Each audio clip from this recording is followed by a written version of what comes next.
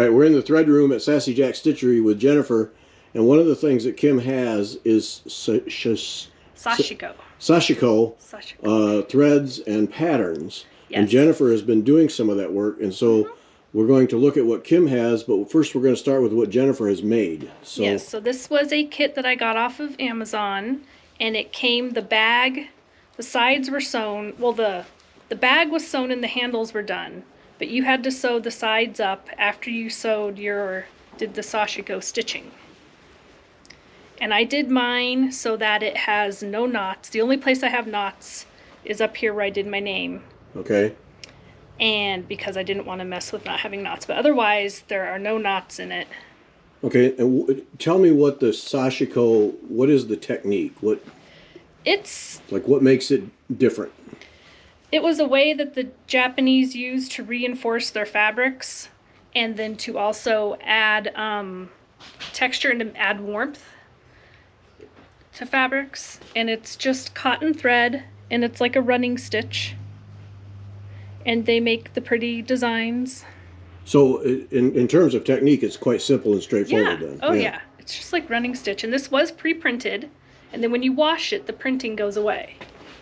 So it was pre-printed like this, has pre-printing on it, and then when you wash it, that printing goes away. Okay, so you can just buy these cloth patterns and then make them into whatever you want. And, yeah. Okay. Stitch on them. Because, yeah, Kim has a bunch here. Yes. And these are like cute little coasters. Yeah. Oh, I see. And there they are, pre-printed. Oh. You can make them into coasters, little pillows, little oh boy, that's a big stretch. so almost an excellent beginner technique. Can we say that? Yeah, I think it'd be very beginner. And then this is a little pouch that I made in the class that I took in Connecticut. And it's a little drawstring pouch. It's super cute. And then the inside, the back side, this is what it looks like, and this is what it's supposed to look like. Okay. And the idea is you're supposed to go all the way across in one direction. So you go all this way, this way, this way, all the way. Then you go all up and down. Oh, okay. Then you go diagonal. Then you go the other diagonal. And then you switch colors, and you want to make as long of a straight run of stitching as possible.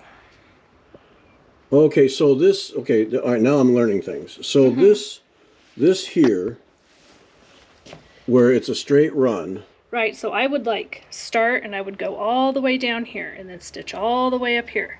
Okay. Over here, and you just try to go in straight lines. And then when you do this, you angle. Right. Okay, so then go back to your little pouch. So then the same technique is in place, but you're just going over. You're going down and then coming back, but all these little crosses are happening from a single line. Right. That's why you have all of these crossed threads like this. Oh, okay. Because you can see how it goes and goes. So it's just a matter of when you come up with that color of thread, where you come up. Yeah, I did all one color and then I did all the second color. Oh, okay. Yes. So it really is a straightforward, simple technique with a really neat ending. I mean, the appearance is really sophisticated. And then like here too, I looped it around. How did I do it? I went up here, and then here, and I swooshed, I think. And then somehow you got the loop in there. I don't remember. So you just figure out a stitch path and go for it. Yeah, but you want to do it as seamless and without, like, you didn't make each of these individually and then go to the next one and do each one. Yeah. You went big, long.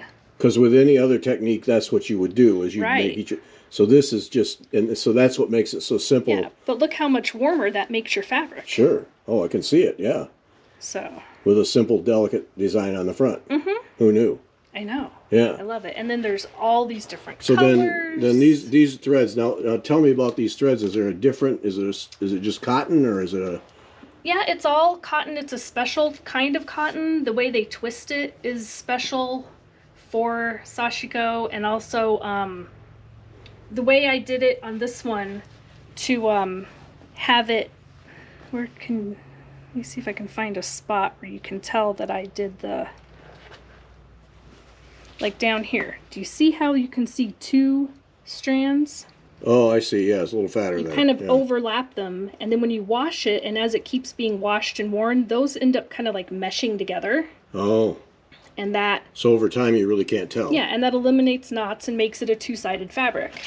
Oh. And so the thread is specially milled to do it that way. Okay, so we have, looks like we got some spotted thread.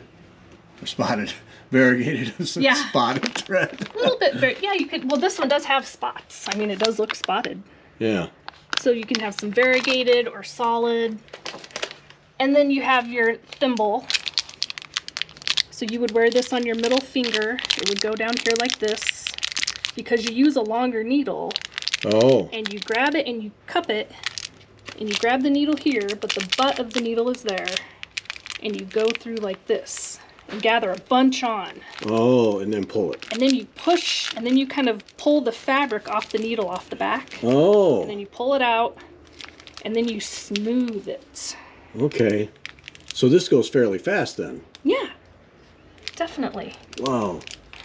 So you definitely want the thimble. Oh, is that the needles down there? Yep, here's some needles. Well, they are long. Yeah, and then some of the shorter ones are for like curves, Yeah. smaller work, Yeah. like the tiny little thing. Okay. Huh. Oh, and so, oh, Tulip has some. So that's John James, and then Tulip has one. Yeah, I would make sure you get definitely Sashiko needles. Yeah. What now is the head? Is the eye the same width as the shank? Yeah, the eye. There's something about the eye, and I can't remember what, but Oh. you know. And then there's all these other different little patterns, bigger cloths and stuff, and they kind of, you can see how they kind of give you a stitch path. Oh yeah. Okay. Wow. So this is really approachable then. Definitely. Yeah. You could always. I have this one at home. I haven't finished it yet.